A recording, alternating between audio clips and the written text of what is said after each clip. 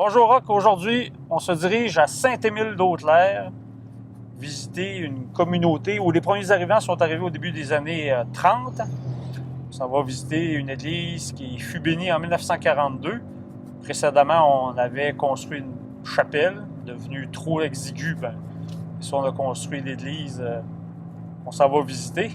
Et l'érection religieuse date de 1946 et ils ont un beau carillon qui date de 1950.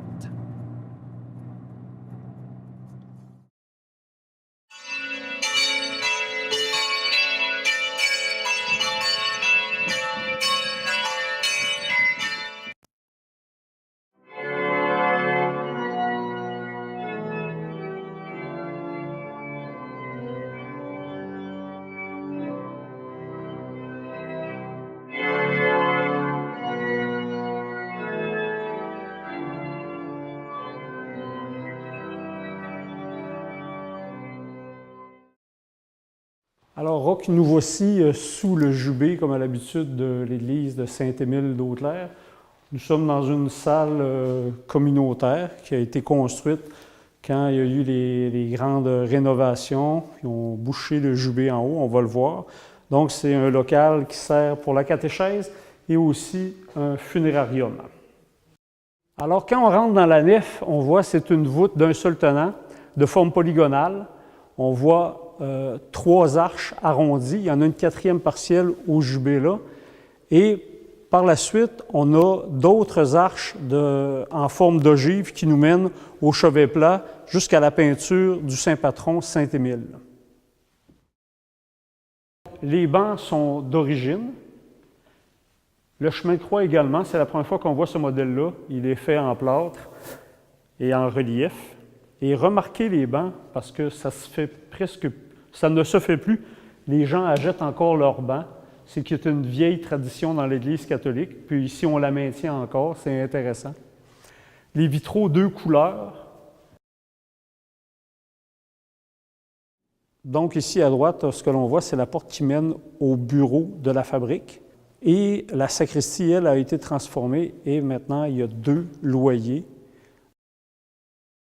Donc ici, nous avons un espace d'exposition où les gens de la fabrique ont décidé de ressortir des anciens objets qui ne servent presque plus aujourd'hui à l'époque moderne. Donc on voit de très belles pièces, un ostensoir où à l'époque c'était très important. Ça l'est encore, mais moins aujourd'hui. Les patènes, évidemment les petites burettes en verre.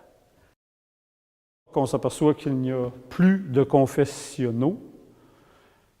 Également, il n'y a plus d'autels latéraux, mais la fabrique a gardé les 2 statues qui trônaient sur ces fameux autels. Et la balustrade est disparue aussi à la même époque, probablement à l'époque de Vatican II.